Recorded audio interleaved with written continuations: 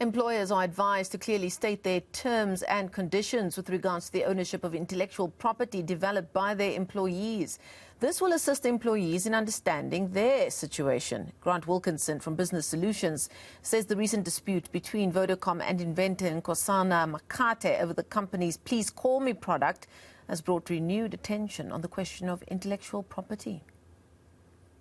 I think inevitably most times people contract, and in their contracts, their policies and procedures, they indicate that the IP belongs to the employer.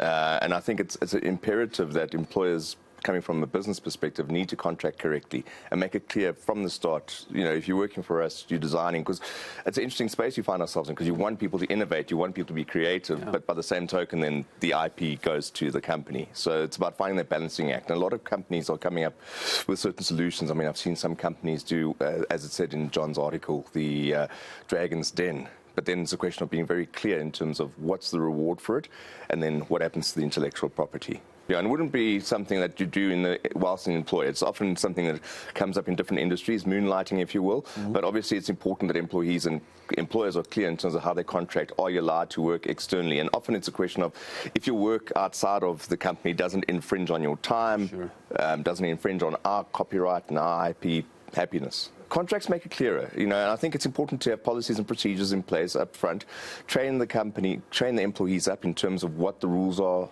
what the rules of engagement are. And if you're going to have these type of innovative idea generation sessions, you know, when you come up with ideas, this is how we're going to contract, this is what you get out of it, and be clear in terms of it. And as I said, if you run a competition, as was suggested in the article, make certain that it's clear in terms of what the reward is for the competition and what happens to the IP.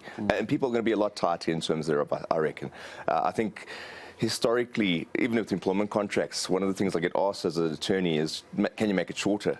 And it's tricky, you know, to try and simplify a contract without losing its legal impact. And I think employers need to be very clear in terms of what the rules of engagement are, what the rights are, and what the obligations are of the different parties. It would go from scenario to scenario, but remember there's a duty of good faith, a fiduciary duty of good faith between employer and employee, and the employee does own, particularly if it's something that's anti-competitive or utilizing the services of or trade secrets of the organization, that becomes an obligation to sort of push back to the employer and say, listen, I've done the following, I have the following idea, what do you think? You know, rather than going on your own tangent, registering your own company.